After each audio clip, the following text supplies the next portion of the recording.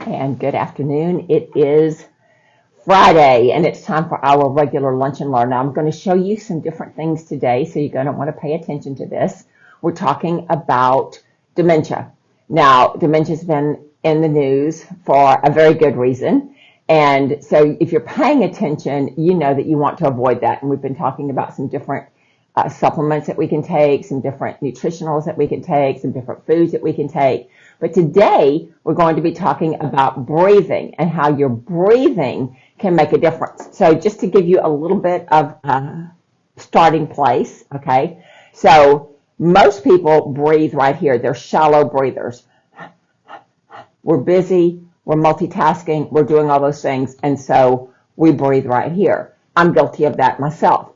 What we're supposed to be doing is breathing from the diaphragm, really, really deep breaths. And when you breathe in, your belly should go out. And when you exhale, your belly should go in. So put your hand on your belly, breathe deeply. You should not feel this. See how my chest raises? I'm breathing right here.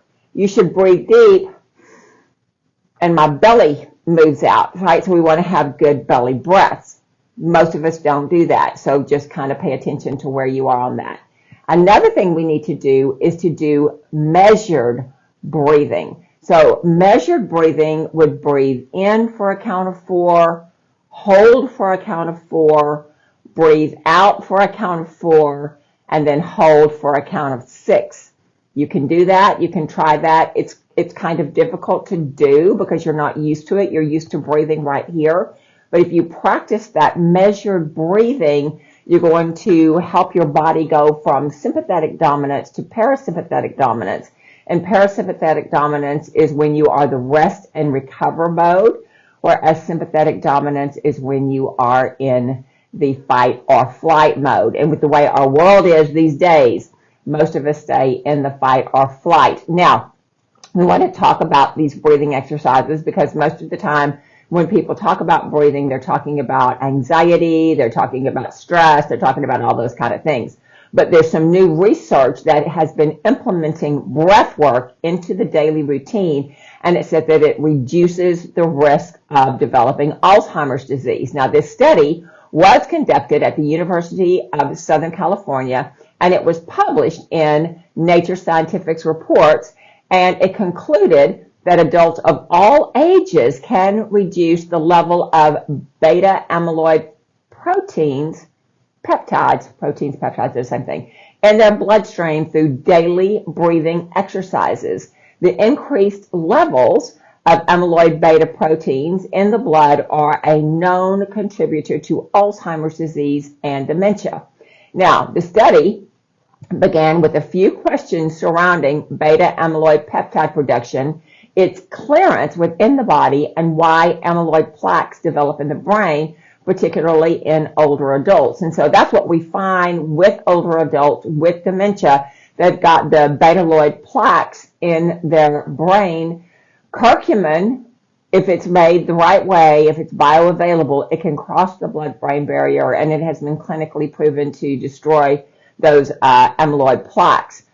What happens if we could just not get those plaques in the first place? And that's what this study is talking about.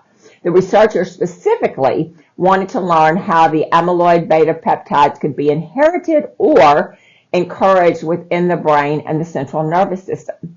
108 participants were asked to perform breathing exercises for 20 minutes 3 times a day for 4 weeks. Now, those breathing exercises that I was showing you just a while ago, I do practice breathing exercises from time to time. Most people can only go about 5 minutes before they become very tired.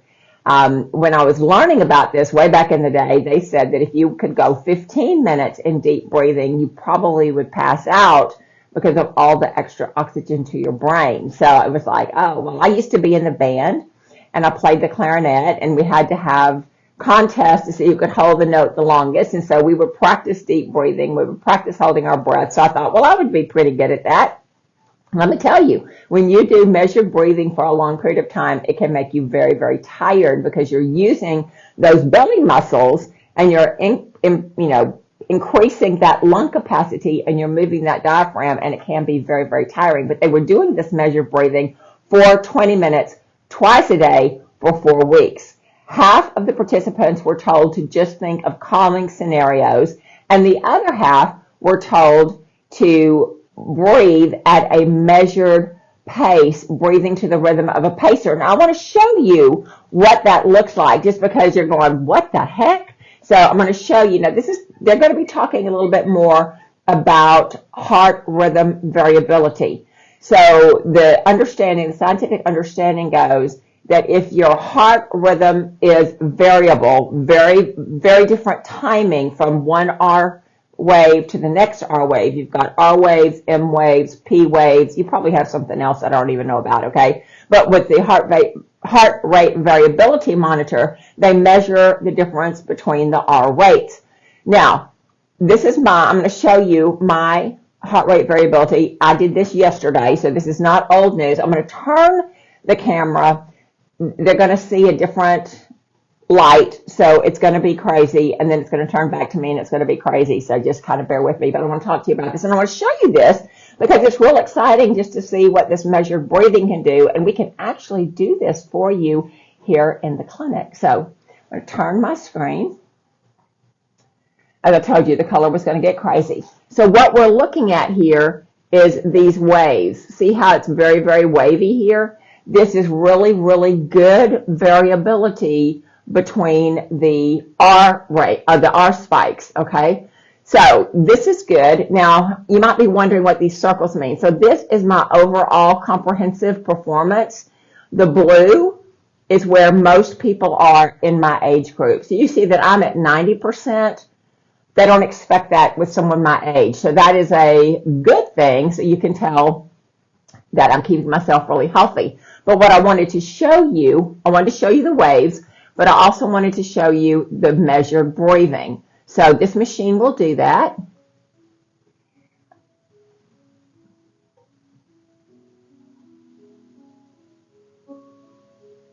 So you see that you inhale when it says inhale, and you exhale. So go ahead and practice that for a few minutes.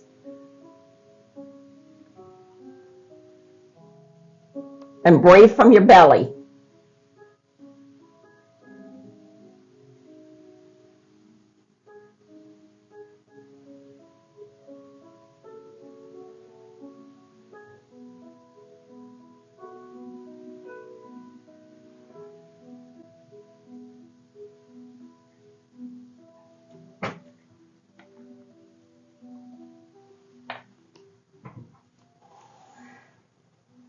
Okay, we're going to let the color correction go back to where it needs to be.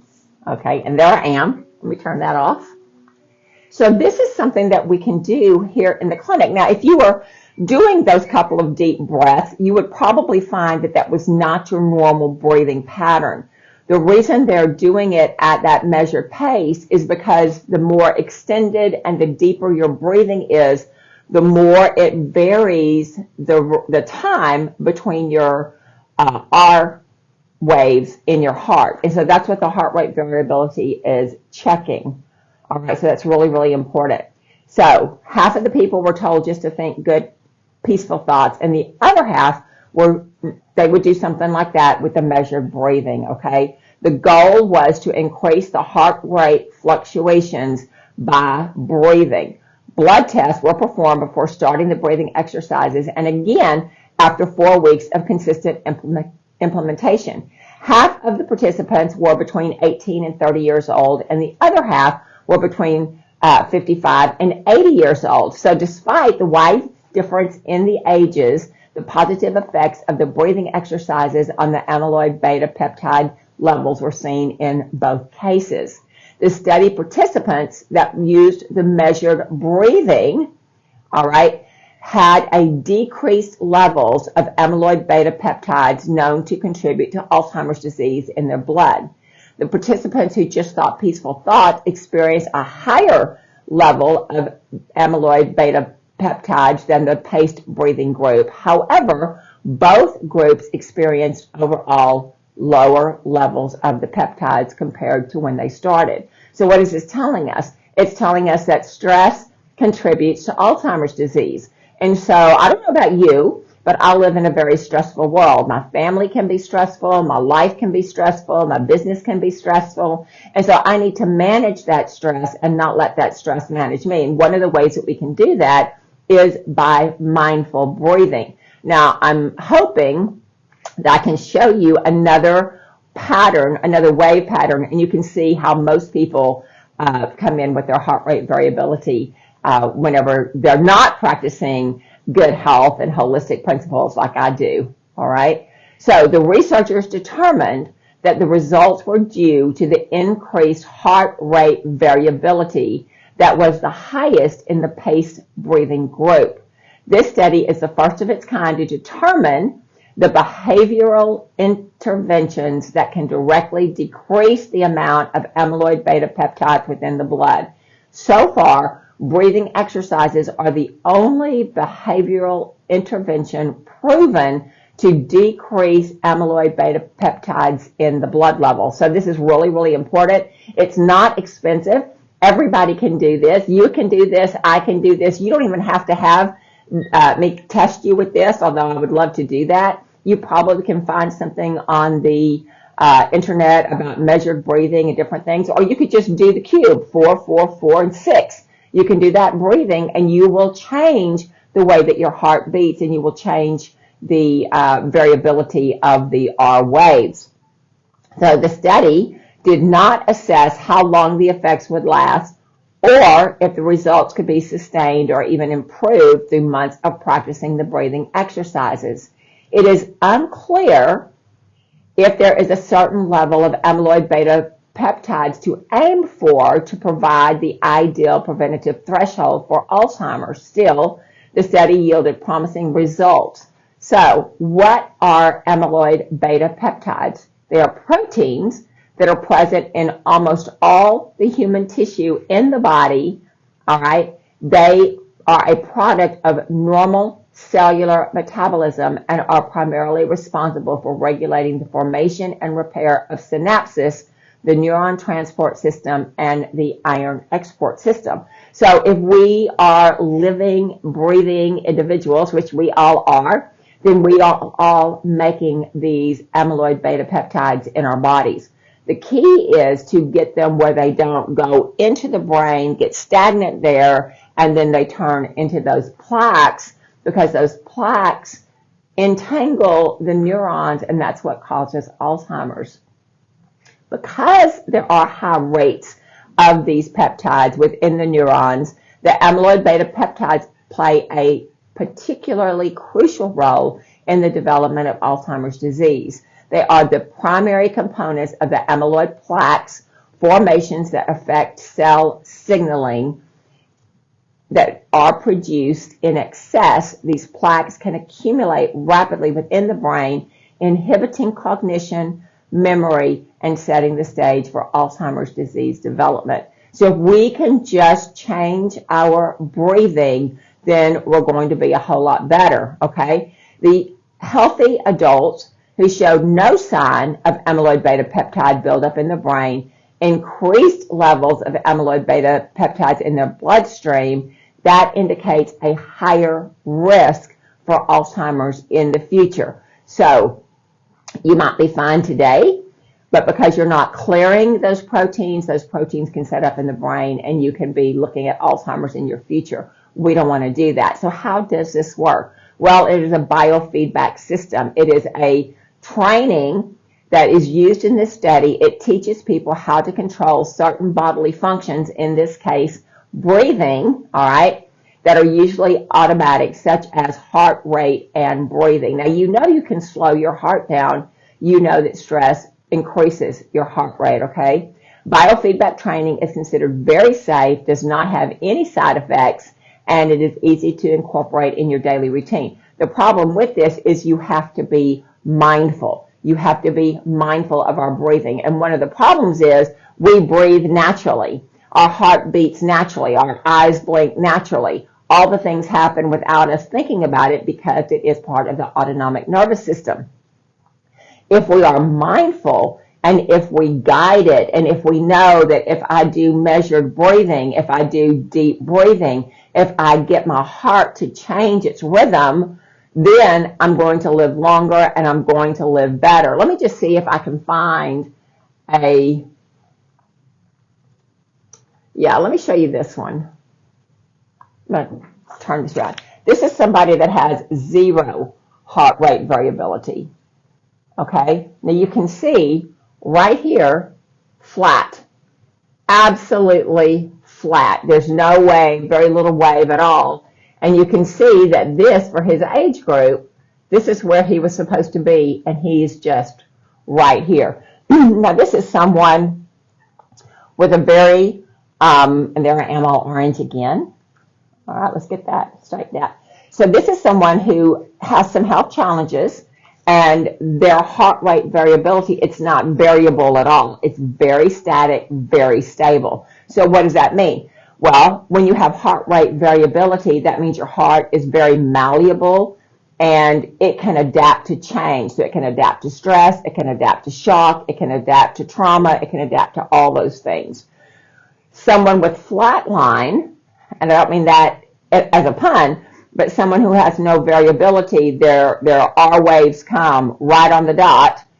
Their heart is not very flexible. Their heart is not very adaptable. And so if a shock comes, if a trauma comes and that kind of thing, they're going to find that they're in real trouble because they have no variability. So someone like this would be very, very wise to practice either breathing in the cube formation, 4 in, hold, 4 out, and then hold for 6, okay? If they did that, that would change the way their heart beat, and we would find if they did that over a consistent pattern of weeks that it would change the variability of their heart, and they would be much stronger individuals, all right?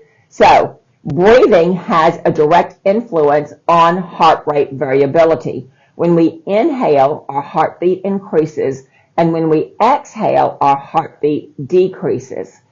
Heart rate variability is controlled by the vagus nerve and indicates proper function of the parasympathetic nervous system. So your vagus nerve is your longest nerve in the body. Now, from the back of your head, you've got 12 pair, some people say 13, so it just depends on how most people say it's 12 pair of cranial nerves. Cranium is your head. They wrap around your face. If you've ever had Bell's palsy or you've known somebody with Bell's palsy, that's because of cranial nerves. But there's the longest one that goes from the back of your head all the way down into your solar plexus. That's called your vagus nerve or vagal nerve. And so that nerve controls a lot of your autonomic nervous function in the body. And so when you change your breathing, you actually change the impulses that are along that nerve, and that changes the way that your heart beats. So that's really important to know because breathing is known to affect the heart rate, which in turn influences the parasympathetic nervous system and the way the brain produces and clears peptide proteins.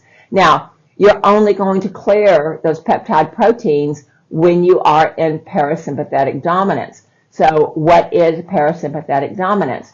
That is when you are relaxed, you are not stressed, you are not overly working, you're not in fight or flight. Now, honestly, we've had a really hard year here at the clinic and in my family. We just lost our second family member in the last 6 months, and so there's just a lot of things going on in my life and in my work and all that has produced a tremendous amount of stress in our environment, in our situation. You can see that my heart rate variability is really, really good. But if you looked at another screen that said, oh, you're really easy to move between sympathetic and parasympathetic, you would see that that's not easy for me right now. Normally, it's really easy. Normally, I'm balanced between my parasympathetic and my sympathetic. I am mindful that I need to rest. I am mindful that I need to slow down. I am mindful that I need to carve out time for pleasure and all that kind of thing. However, as I said, this past year has just been a really, really tough year. And so when we're not in parasympathetic dominance, We're in sympathetic dominance. That means I'm always gearing up for a fight. I'm always gearing up to wrestle with somebody. I'm always gearing up to defend my property, to defend my health, to defend whatever. I'm like on that little hamster wheel nonstop. Then I don't have the time, literally, I don't have the time because my body never slows down to clear those amyloid plaques in my brain. So it's really, really, really important that we are mindful of this and we do what we need to do in order to, take a chill pill, as we used to say back in the day, because we've got to get to the place where our parasympathetic nervous system is able just to, the day is over. I don't have to worry about anything. Nobody's going to eat me for dinner. Nobody's coming to rob us. Nobody's coming to attack us. We're just good. We can just be in this place where we can enjoy our family, enjoy our home, go out to dinner, do all the things. All right, do all the things. And so when we do that, we are in parasympathetic dominance, and that's what we want because that's what clears the peptide proteins out of the brain. Controlled breathing creates larger heart rate oscillations, allowing the parasympathetic nervous system to clear the amyloid beta peptides more efficiently. Breathing exercises conducted in this study had a noticeable effect on the volunteers' heart rates, as this resulted in a related drop in the amyloid beta peptides in the patient's bloodstream over the 4-week period. The study suggests that integrating biofeedback earlier in life, so earlier in life, you don't have to wait till you're older to do this, has the potential to ward off late life diseases. The research suggests that even older adults can benefit from biofeedback exercises that promote heart rate variability. Now, the body requires balance between the sympathetic and the parasympathetic nervous systems in order to function at optimal level. When we are young, our bodies naturally do that. They go in and out, in and out, in and out. When we get older, it's not so easy for us to do that. Our access to the parasympathetic nervous system decreases and our heart rate variability drops sometimes by as much as 80%. This leads to an increased production and decreased clearance of the amyloid beta peptides within the body. Now, what you saw on the screen, you saw on my screen that my heart rate variability is like a wave, and that's the way it should be. Now, what that means is I am really healthy, my heart is really healthy, and I should have that ability, all things being equal, right? Not having all the trauma we've had this year, but all things being equal, I should easily go between rest and work, rest and work. I will tell you that I'm very mindful that I need to rest. And so I carve out times in my day where I don't work, I don't have work pressure, I don't have family pressure. I carve out those times because I know that in my specific sphere at the moment, things were out of my control in a lot of areas and they're very, very stressful. I don't know where you are in your life, but if you don't carve out that time to be in parasympathetic dominance, you're not doing yourself a service. If you're not breathing, measured breathing, intentional belly breathing, then you're not doing yourself a service because, as the article said, as we get older, our heart rate variability can decrease as much as 80%. So why do you think people have heart attacks when they get older? Well, duh. It's because they're not breathing. They're in sympathetic dominance all the time. Their heart has a shock or a trauma or whatever it is, and they don't have that variability in order to cope with that. So as we're moving into older age, we don't want to have a heart attack. I don't want to have a heart attack. I also don't want to have Alzheimer's. So I'm fortunate. I've got all these little tools here.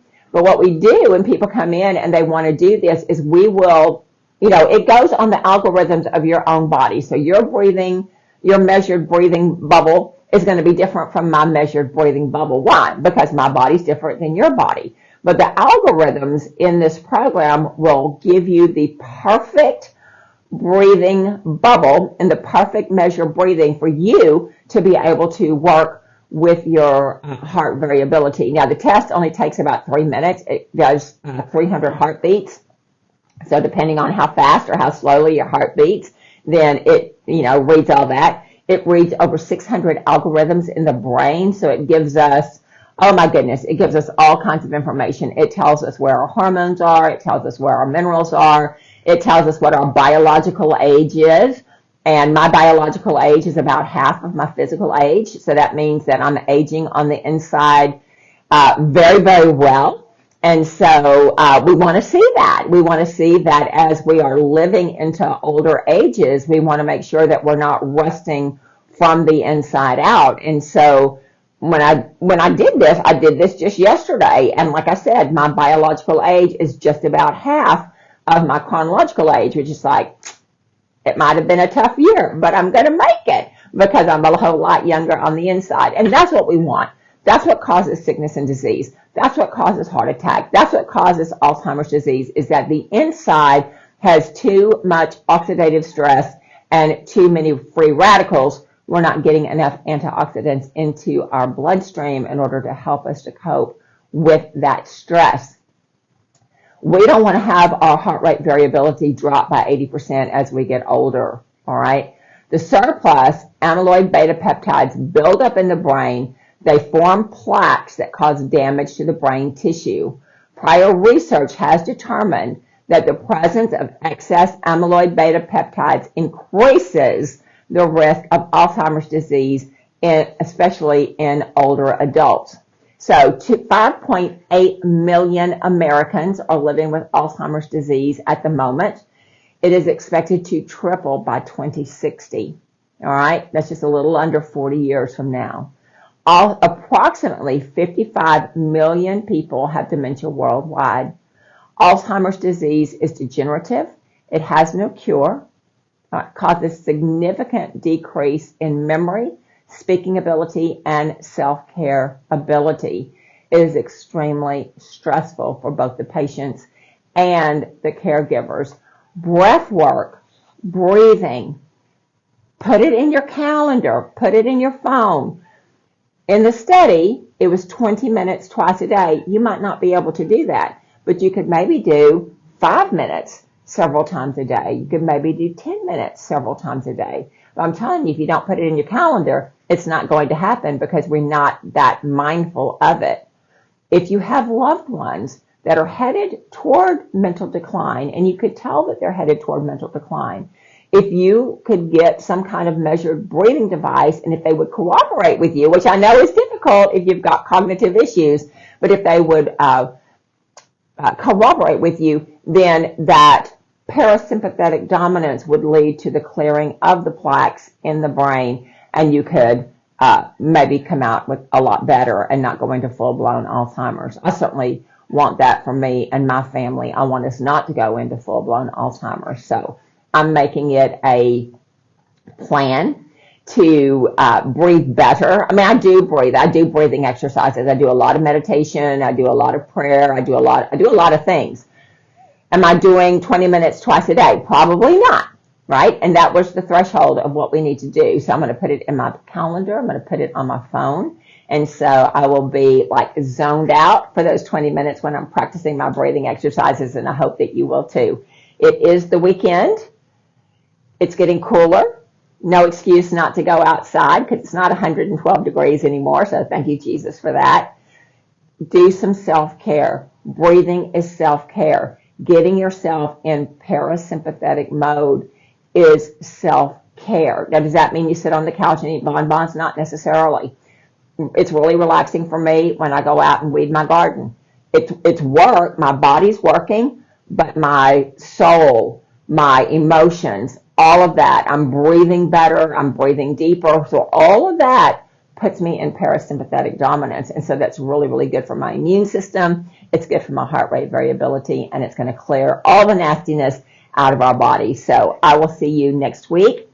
Take care. Drop me a line. Let me know how you feel when you do this deep breathing exercise and see what difference that you can tell. You should see that you come out of it a little bit more relaxed and ready to fight again another day, okay? So it's been a lot that I've left with you today. Thank you for sharing. Thank you for commenting. Thank you for doing all the things, and I will see you next week.